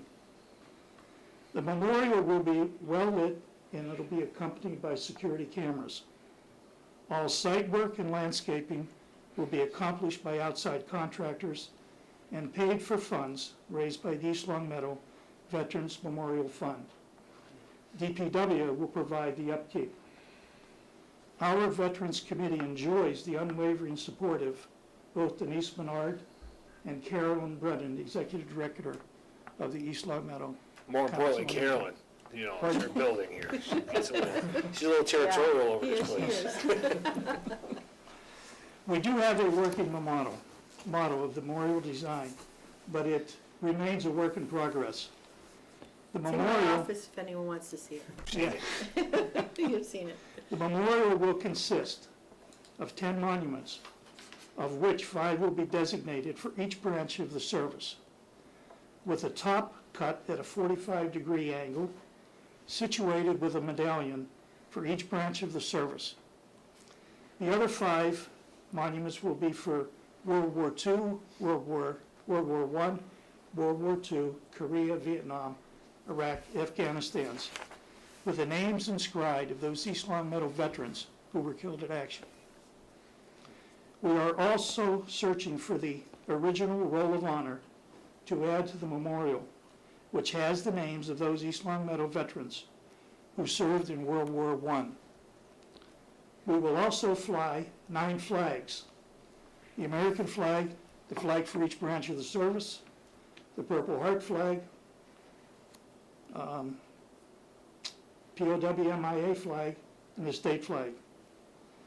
We will have park benches, flowers, and a walkway made of bricks, which can be purchased and inscribed honoring your veteran. Once we have the final version, so you can turn the page. We will have an architect render a precise illustration through a computer-aided design from which we can then compute an approximate cost. We have spoken to Senator Eric Lesser, who is a strong advocate of our project, and he suggested we contact him in the future to apply for any state funds towards our memorial, which may be available at the time. The towns of Granby, Mass. And Ludlow, Mass., respectively, received $35,000 and $20,000 for construction of their Veterans Memorial. This Thursday, our committee, along with Denise Menard, will visit the Windsor Locks, Connecticut Veterans Memorial to view their memorial and speak with the chairman of their Veterans Committee. We, the East Long Meadow Veterans Memorial Committee, thank you for your attention and all considerations. Thank you very much. And just to add to that, we intend to center the memorial on the American flag out there, and 45 feet on each side of the flagpole, which would be 90 in the top, 90 in the bottom, and approximately 45 feet on each side. But once we get the CAD design in place, then we can be more precise. So we're looking for your vote of confidence in that regard. Definitely got mine. Oh, no Without doubt. a doubt. Absolutely. If there's anything we can do more, let us know. We applaud you and all of you guys. Thank you very much. Excellent. Thank you. Thanks, guys. Thank you. Thank you, guys.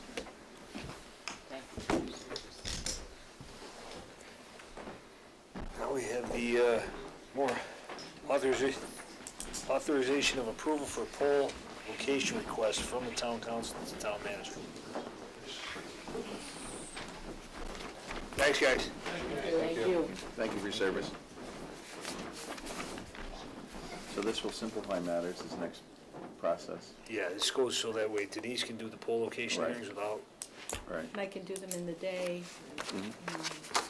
not, Okay. if y'all are good with that. Makes sense. so I'm gonna entertain a motion to move the poll location public hearings to Denise rather than the council. So moved. Second. Moved and seconded, any further discussion? All in favor? Aye. Well, Denise, I don't know how it ended up, it used to be done internally, wasn't it? no, it was the No, selectmen did it. It's selectmen, we Oh, always but they did it. did it in the daytime. Yeah, Well, yeah, we do it, we have it like 9 in the morning or 10 in the morning. yeah. The public hearings will be done at like 9 or 10 in the morning. Yeah. So we can use that model, only I'll do them instead of you. Only without us. Regional, yeah, without us being involved, thank you. You can come. I appreciate the invitation, I think I'm busy that day. Wait, you don't know I'm what having day. emergency surgery that day. Wait. Regional dispatch update. We've had a lot of discussions about the regional dispatch. A lot of people have been involved in this. It's Chicopee Dispatch, it's Long Meadow, Hampden, East Long Meadow, and that's it. It's just the 4 communities. If you recall, prior to that, there was a 6-town dispatch proposal that seemed to fall apart, and we regrouped and went with this Chicopee one. I just notified today the mayor of Chicopee, who is spearheading this new dispatch endeavor, and the Long Meadow town manager, that I was going to recommend to you all that we withdraw from it. The reasons for withdrawing mostly, and this is not done by just me, I've met with the chiefs on a number of occasions, and Ryan Quimby, who would be instrumental in all the IT-related pieces that would be going on. We only received 1.3 million of a $9 million project, and maybe 3 months ago, we found that out. 2 months ago, 3 months ago, we found that out. But the state has not been able to tell us in all that time what that represents, what they would be funding. So the longer we wait, the more we're scratching our heads. It sounds like an arbitrary decision that they just decided to do 1.3 million. They're talking about radios of a certain kind are not going to be grant funded, which then falls back on us.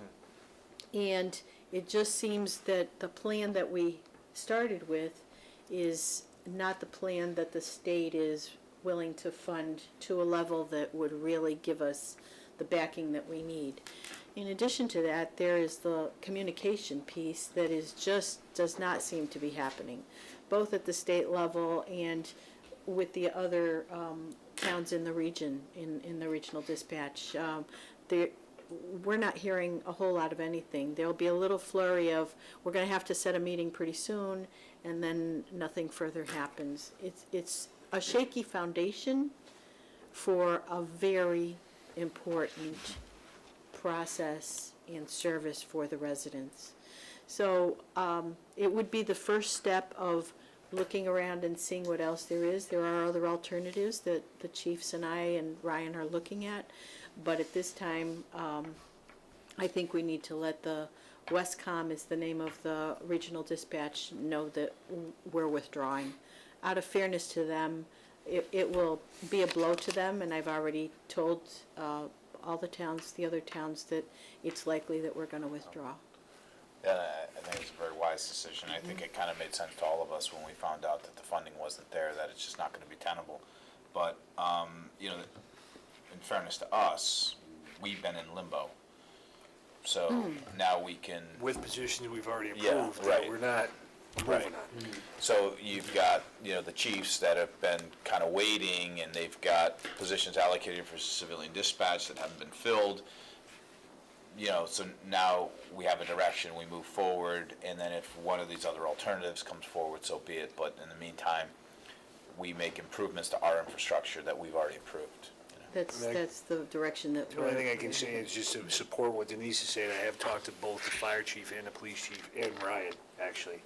And the state end of this thing is just not, I guess it's what you would expect from the state, I guess, for lack of a better way to put it. But this was their idea, to like get these regional dispatches together to fund these things, and now they won't even call people back. So even the mayor in Chicopee can't get them to call back. They can't guarantee us what we would get in the following years. Over, you know, they could turn around next year and say, well, forget it, we're not giving you anything. So we're on the hook for our percentage of the total expenditure, with basically a 1.3 million is what they're gonna give us, and that's it. So, I mean, just doesn't really seem like it's a good idea to me. And there's a lot of infrastructure improvements that need to be made in Chicopee that would probably go to this 1.3 million at the start, and yet we all would have to be pitching in our share of, you know, the regional dispatch pieces that don't fall within the project, I mean, within the state funding. Right. So it just does not seem to be in the best interest of East Long Meadow. So I'd like to entertain a motion to authorize the town manager to withdraw East Long Meadow from the regional dispatch known as Westcom. Second. It's moved and seconded. Any further discussion? All in favor? Aye. Thank you. Have fun making that phone call. Yeah. Send a text. Send a text. A breakup by text. That's right. It's not you, it's me. I guess that's the new Wait a minute, I invented the breakaway. Sarah? Yeah. Well, it was all full at the beginning.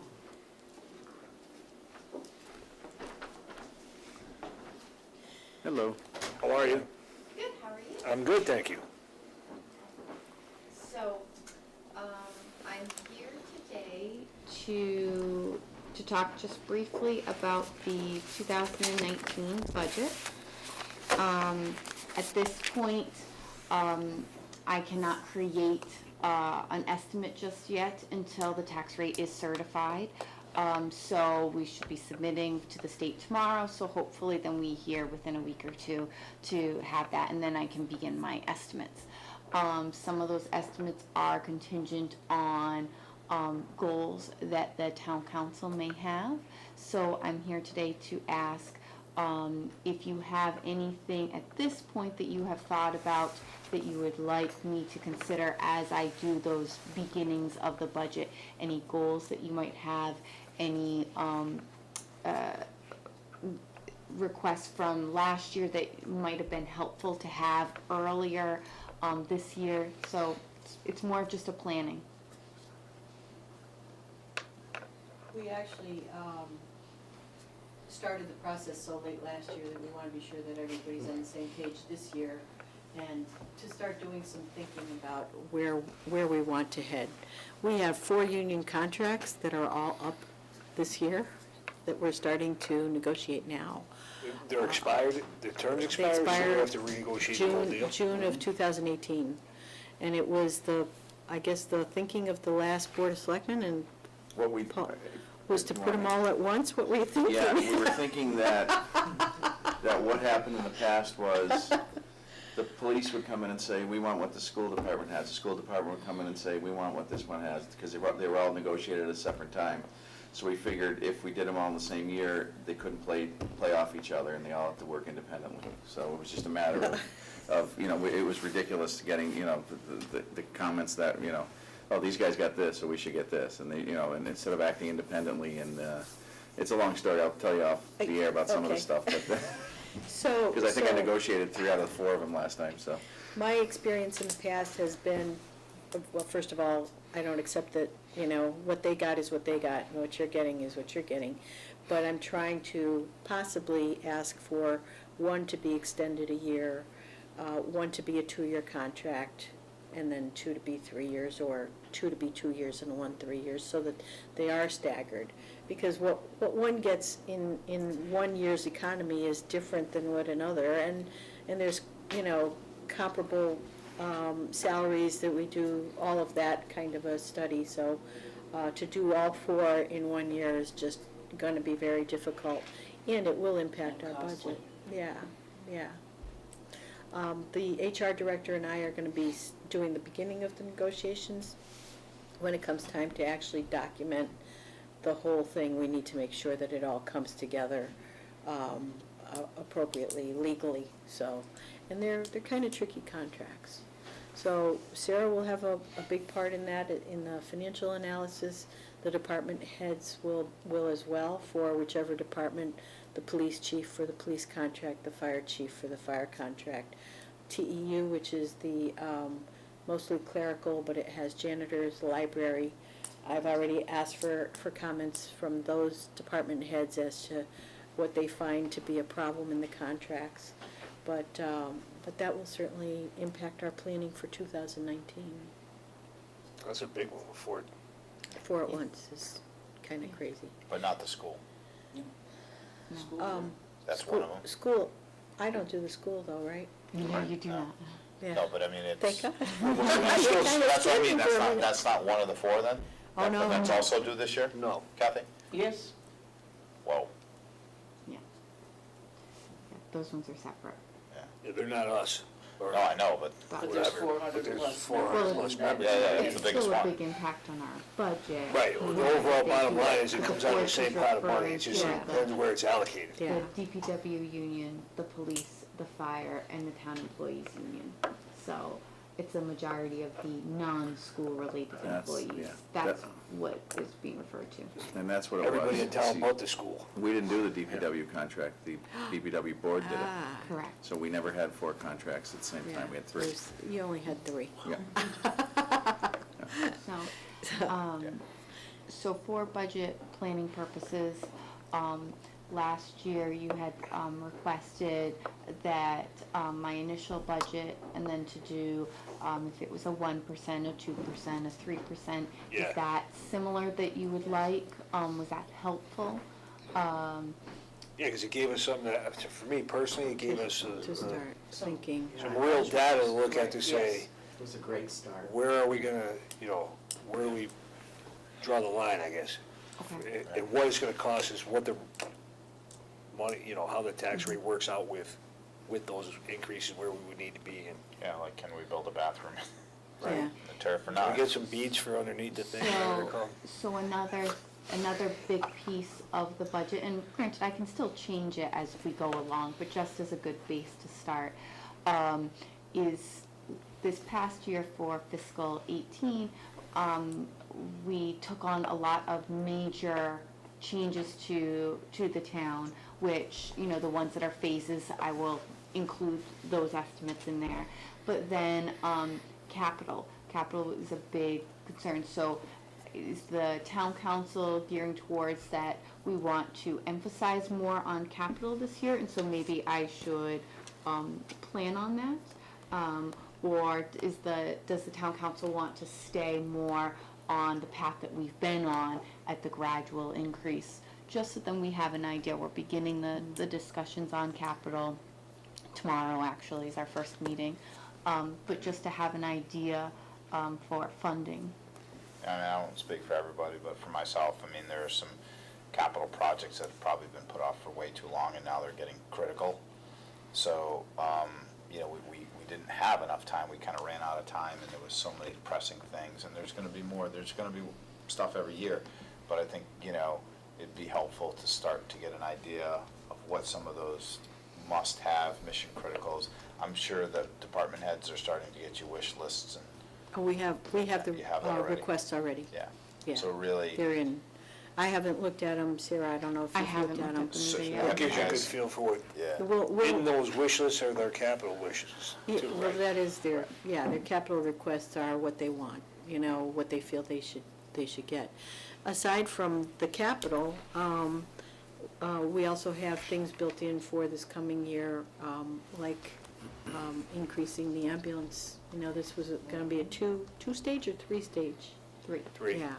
So that will be another leap that we're gonna be taking in expense on the fire side. That isn't a capital. There is some capital there, but it's not all capital. Some of it is employees as well. So, we're kind of committed to that. Are there any other priorities that you have heard that would be some gap in services that you think are something we should pursue? I haven't heard of anything, but what I'm thinking is, once you get the list together that they've presented to you, and we see it, that'll give us a better idea of what's there and what we, if we can think of something that might be lacking, we'll know better, once we have a list of what they're looking for. Okay, we can do that. Absolutely. Yeah, And Marge is already putting a spreadsheet together with all the projects on it, so. And I think I had a quick conversation with you after a trip to the dump about, we're leasing stuff that we probably should own. There's been some DPW stuff that maybe hasn't, been purchased over the years, and, Yeah. but there's some stuff that seems pretty critical to, ongoing maintenance that they may have not asked for in past years. That's But it seems correct. like there was some stuff that was just, why are we leasing stuff We're or not renting anymore. stuff? Yeah, right. We're okay. not. I actually did a tour of the yard last week. I just get to do such fun stuff. And of course, they showed me the worst rusted trucks that, they really did They're not smart. have a replacement plan. And it's very similar to where I was before, where they didn't have a replacement plan, and at some point, that really does catch up to you. So why are we not looking at like an option there for like we did with the fire equipment? Well, that's probably something I'm gonna recommend. I mean, it's a steady, Yeah, like, expense, and your fleet is always up to date. that's how I Right, did I mean- it there. We did a dump truck, we did a certain amount every year. We did, I don't remember what it was, 300,000 and we'd do a I can't dump truck imagine and they a wouldn't have pickup replacement truck. plan. That just seems silly to me, What's silly? that they wouldn't have a replacement plan. They didn't. I'm surprised at that. Yeah. That Well- deteriorating equipment last year led to another whole problem regarding snow Snow removal. removal. Yeah. Which is, Was compounded, and there was no plan. Why are, you know, the trucks that were there weren't working, And they had and to we be had no serviced. option for it. There was one year Repairing where or we had, replacing. all the mowers were like broken at the same time, where none of the youth fields were getting mowed. Like, I mean, so at some point, you know, and so that's kind of top of mind. I mean, I have to go back and look, but I just know that because, you know, we had that conversation. yeah, and I did ask those hard questions last year. And if I may, I understand prior to my coming here, that there was a study done of if we did do a replacement plan for all of our assets, and it came up with that we couldn't afford it. Couldn't afford a replacement plan, or we? To replace everything in the reasonable time frame that is the ideal estimate for everything, for all of our equipment across the board. So I believe that is why the Appropriations Committee had then started making capital a line item in the budget, had then started increasing how much for that. It was to try to deal with that, so then it wasn't just a big hit all of a sudden and hey, all of these things broke all at once, but to try to plan for it. So I think we've been moving in that direction. I think we can We just continue don't to have anything improve structured. it. Right, we just don't have a structured plan for it. We're sort of moving that way. We're getting there. We're getting there. We're getting and we there, had them and- submit for the 5-year plan and to start thinking of things like that. Yeah. So I think we're moving in the right direction. And Bruce and the previous director. Sure he's thanking you for have that job different- every day. Huh? Sure he's thanking you for that job every day. Well, those questions were raised last year. I know, You I'm know, just why do we have trucks parked and it's the middle of winter and we don't have the roads plowed? Because you got wainscoting in town hall. There's that. Now you have good department heads to So we've prioritize, got, right? yeah, we're getting there. Yeah. We're getting there. It's still a project, we still got a lot of cleanup to do, but you guys are on the right track. You did a great job last year, we're in a short time frame, so we're expecting substantially better with a much longer, normal time No frame. pressure. Makes sense. That would be nice. We all would like that, makes yeah. sense. That's the So- plan. Yeah, absolutely. The status quo is not That's an the option for plan. us. It should be So, how quickly do you need a rough estimate, just a capital, like, planning idea for the turf project? Like next week if you can. All right, I'll reach out to Bruce tomorrow. Yeah. I know they have original plans, I don't, but If the you original, can't, then it to goes finish the original plan was way too much money. I don't wanna go back there, but, you know, I gotta see what line items were on there. So here's what I'd suggest, Joe.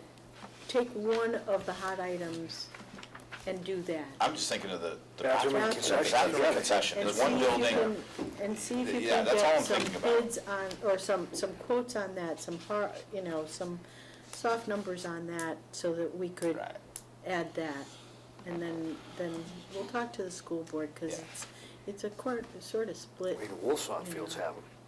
yeah, so, and then there, if then we set up and we set a budget and then we wanna do some private funding, is there any restrictions for selling bricks, taking private money? Is there, I mean, you know, is there anything I don't know about that we should not even waste my time going down that? Because I know other towns have done it. I see, when I walk into there, you know, People's Bank donated one of the bathroom facilities. Right. You know, there's bricks in Long Meadow There that were wouldn't be sold any individually. restriction on that, right? Well, you could definitely do fundraising events and. You set the fund up for it?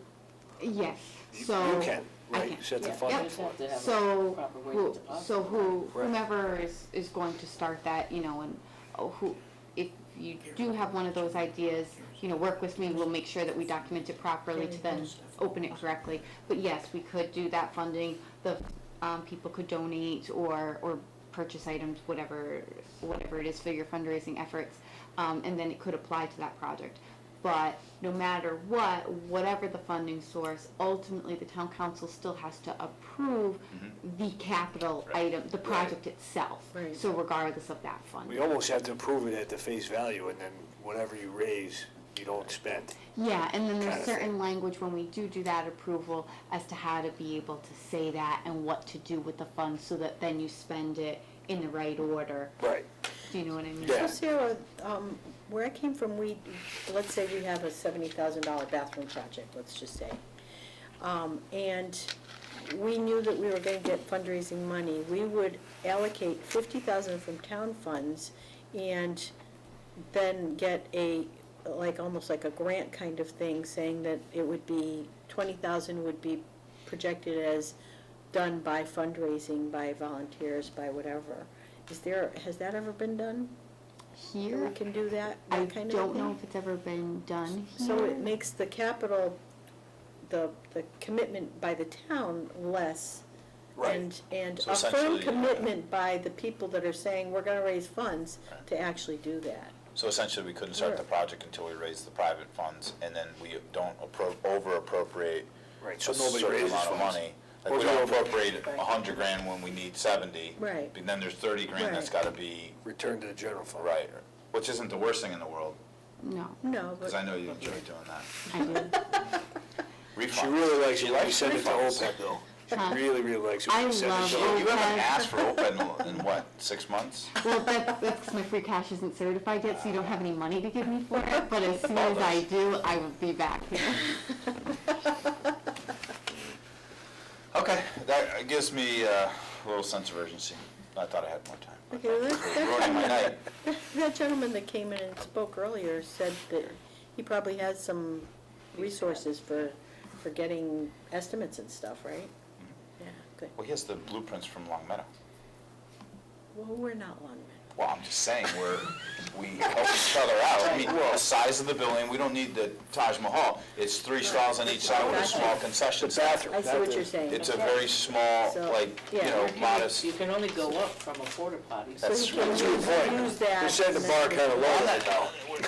I'm just, if you Porta want potty it on a rough, cement quick, slab. down and dirty, You don't have to I'm build almost it over again. positive the gross number was 100 and something, 102, 3, 4, something like that, and they raised 35. So they netted out, 77, 78,000 or something like that. Okay.